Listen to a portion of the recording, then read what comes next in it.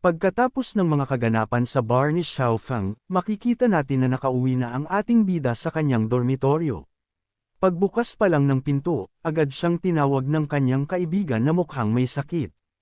Agad naman nag-alala ang ating bida at tinanong, "Wuji, anong nangyari sa'yo?" Sumagot ang kaibigan niya, "May lagnat ako."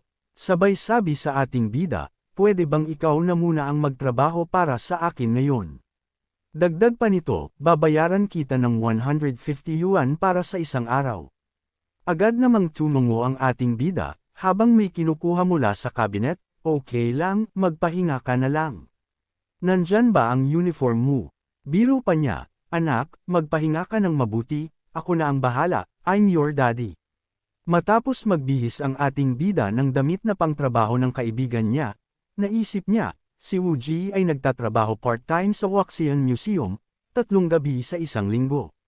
Dahil takot sa dilim sina Jotong at Xing Hao, ako na lang ang magtatrabaho kapag hindi siya makapasok.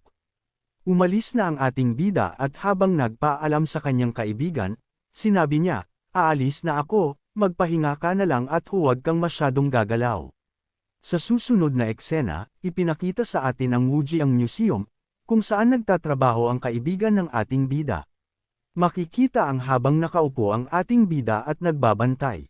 Naitanong niya sa sarili, wala namang tao sa museum, parang nakabook ito. Dagdag pa niya, habang wala akong ginagawa, mag-spend na lang ako ng pera sa Anchor ngayon. Habang busy siya sa kanyang phone, hindi niya napansin na may dumating na puting sasakyan. Makikita ang isang mayamang lalaki na may kasamang secretary na bumaba sa sasakyan, nang naglakad na nga ito papasok sa museum. Agad silang sinalubong ng isang lalaki na nakasalamin. Sinabi nito, "Good to see you Mr. Cao. Mr. Zia's family has been waiting upstairs for a long time." Sumagot ang lalaking mayaman, Dalhin mo ako doon." Habang lumalakad sila papasok, makikita na patuloy pa rin ang ating bida sa kanyang ginagawa. Hindi niya namalayang may mga taong dumadaan sa harapan niya. Napansin ito ng mayamang lalaki, biglang nagsalita ang mayamang lalaki at tinanong ang nakasalamin, "Nag-hire ba ng bulag ang museum nyo? Hindi ba tinuruan ng mga empleyado nyo na batiin ang mga bisita?" Agad napalingon ang ating bida sa narinig at tumayo. Sinabi niya, "Sorry, welcome sir." Agad na nag-apologize ang lalaki na nakasalamin at sinabi, "I'm sorry Mr. Cao, siya ay isang college student na nagtatrabaho dito part-time." Sumabat naman ang secretary ng mayamang lalaki, tila ba ininsulto ang ating bida, isang college student. "Tingin ko, mukhang security ang magiging panghabang buhay niyang trabaho." Tiningnan ng mayamang lalaki ang ating bida at sinabi, "Isang college student. Sorry, pero hindi ba kayo tinuruan sa school niyo na magbow ng 90 degrees? Napabuntong hininga ang ating bida at sumagot sa lalaking mayaman, sagot nga nito, "Ang tinuturo sa school namin ay huwag magpakabastos, sir." Agad pinatahimik ng lalaki na nakasalamin ang ating bida, "Tumahimik ka na." Sumigaw ang mayamang lalaki, galit na galit sa sinabi ng ating bida, "Gusto mo ba akong turuan? Isang hampas lupang katulad mo, isang aso na hindi marunong kumilala ng ginto." Dagdag pa niya sinabi sa lalaking nakasalamin, "Hey, tanggalin niyo siya. Ayokong makita ang mukha ng batang ito bukas." Nagpaliwanag ang lalaki na nakasalamin, "Pero Mr. Cao, kulang ang manpower at kailangan pa namin siya." Mas lalong nenas ang mayamang lalaki at sumigaw, "Tumahimik ka. Si Director Sia ang kailangang sumunod sa akin, at sino ba siya? Agad mo siyang tanggalin." Habang nagpatuloy na nga sa paglalakad ang grupo, naiwan ang ating bida na nag-iisip, "Nako, sana hindi ko nasira ang part-time job ni Wuji."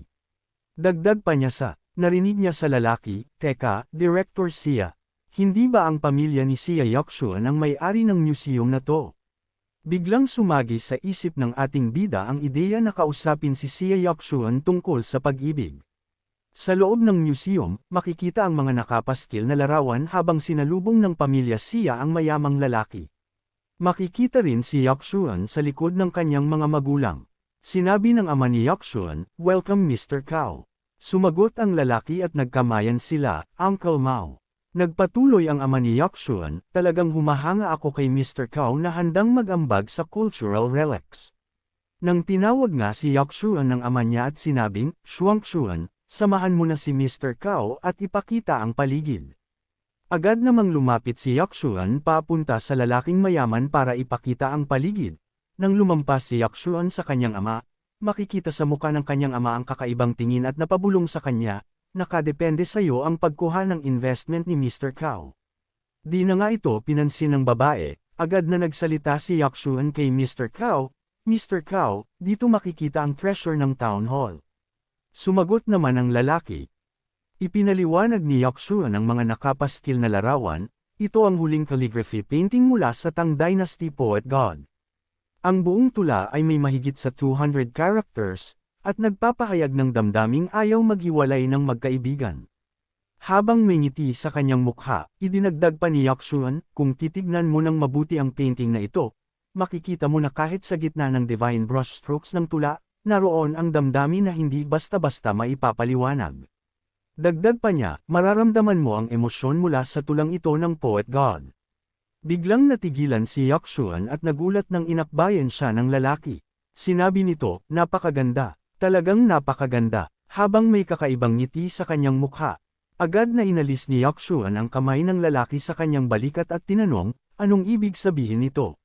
Sumagot ang lalaki, at may ngiti ng pagkamanyakas, pasensya na, Yakshuan, pero sobrang ganda mo kaya hindi ko mapigilan ang sarili ko na gustuhin kang kainin.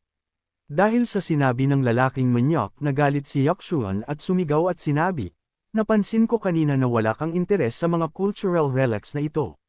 Bakit ka pa nag-i-invest sa mga museum? Sumagot ang lalaki, habang nananatiling may ngiti, hahaha.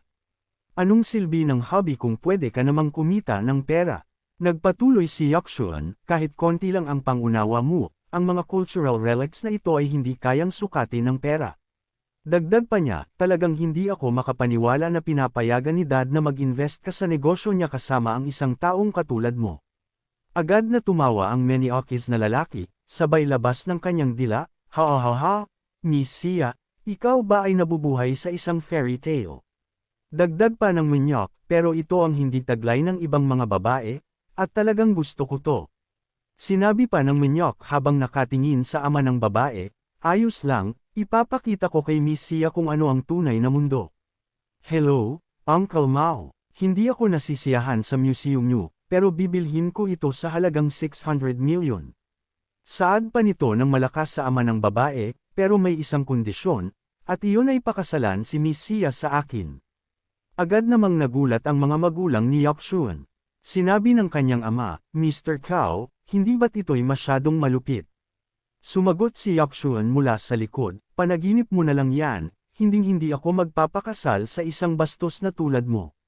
Sabay tawag kay Yakshuan sa kanyang mga magulang, Dad, Mom, tawagin niyo na ang security at paalisan na siya mula sa museum.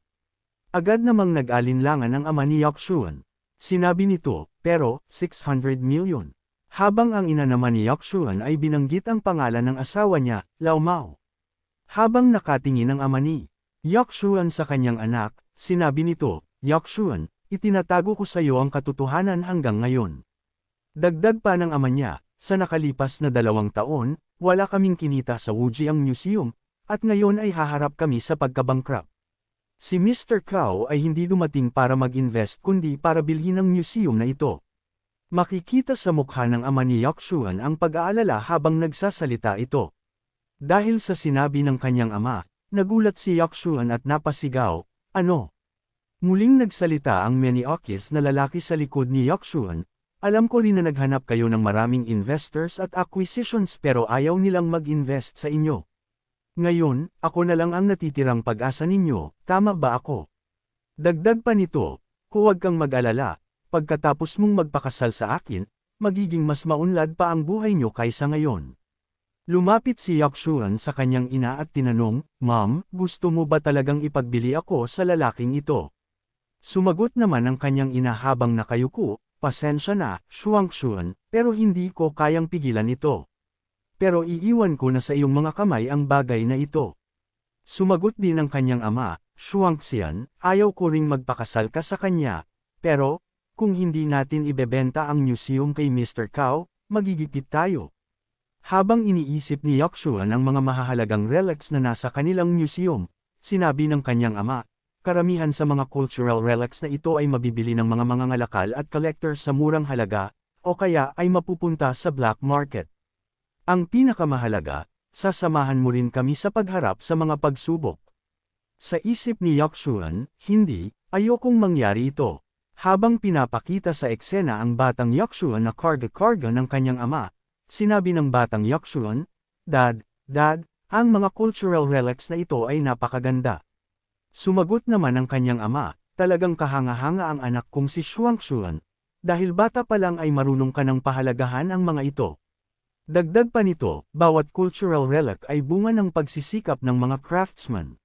Bagaman hinahati ang mga artifact sa 3 klase, 6 na klase, at 9 na klase, ang mga ito ay dapat na walang halaga. Habang iniisip ng batang Yakshuan ang mga alaala, naisip niya, nakikita ko ang mga craftsmen na nagpakahirap upang gawin ang mga ito. Pinakita din sa eksena kung saan may 3 lalaki na nag-uusap habang may hawak na alak. Sinabi ng isang lalaki, noong nakaraang buwan, bumili ako ng isang impressionist painting. Ibinento ko ito ng $600,000.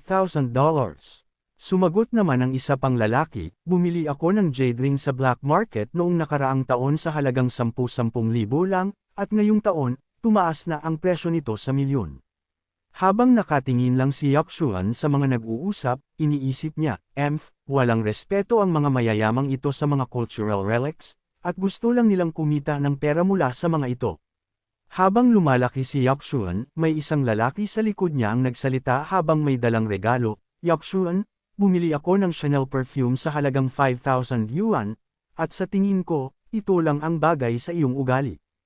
Habang ang isa pang lalaki na nakasakay sa sasakyan ay nagsabi, Hey, Yakshuan, gusto mo bang sumakay sa isang 2 million sports car? Sa isip ni Yakshuan, habang wala siyang pakialam sa mga lalaki, naisip niya, iniisip nila na mabibili nila ang lahat basta't may pera. Nang bumalik tayo sa kasalukuyan, iniisip pa rin ni Yakshuan, pero may mga bagay pa rin na hindi mabibili ng pera. Dagdag pa niya habang dumidilim ang kanyang ekspresyon. Palagi kong iniisip ito, sa isip pa niya habang nag-iisa sa labas ng museum, ngunit sa harap ng realidad, lahat ng ito ay napakababasa dyan. Makikita ang Maniokis na lalaki na nagsasalita kay Yakshuan, huwag kang mag-alala, Yakshuan, magiging mabuti ako sa iyo pagkatapos nating magpakasal. Habang si Yakshuan ay nakatayo at nakayuko, makikita ang kadiliman sa kanyang mukha. Dagdag pa ng Maniokis na lalaki, basta't bigyan mo ako ng anak, bibigyan kita ng isa pang museum, ayos ba? Sa isip ni Yakshuan, para sa kapakanan ng museum at ng aking mga magulang. Nang biglang sinabi ni Yakshuan sa kanyang mga magulang, gagawin ko ito, habang dumidilim ang kanyang ekspresyon. Sa narinig ng kanyang mga magulang, sinabi ng kanyang ama, ang anak ko ay sa wakas lumaki na, habang ang ina niya ay umiiyak. Dagdag pa ng kanyang ama, pumirma ka na ng kontrata. Makikita si Yakshuan na walang imik. Nang inilabas na ng lalaki na nakasalamin ang kontrata, sinabi nito, simula sa sandaling ito na pinirmahan ng parehong partido ang kontrata, ito ay magiging legal at hindi na mababago. Sinabi ng ama ni Yakshuan, si Mr. Kao ay talagang mapagbigay at wala kaming reklamo sa kontrata. Magiging masaya si Shuangshuan kapag ikinasal na siya. Makikita na iniabot na ng ina ni Yakshuan ang ballpen habang hawak naman ng ama niya ang papel. Sinabi ng ina ni Yakshuan, Shuangshuan, pirmahan mo na, habang si Yakshuan ay tila walang kibo at dumidilim ang ekspresyon. Makikita ang lalaki na may ngiti sa kanyang mukha, at ang kanyang pagkamanyakas ay halatang halata. Nang kinuha na ni Yakshuan ang ballpen, sinabi nito, I'll sign. Habang nanginginig ang kanyang kamay, makikita si Yakshuan na umiiyak habang susulatan na ang kontrata. Sa hindi inaasahan nang biglang pumasok ang ating bida sa eksena at sinabi, narinig ko na may gustong bumili ng museum dito. Habang may astig na katayuan,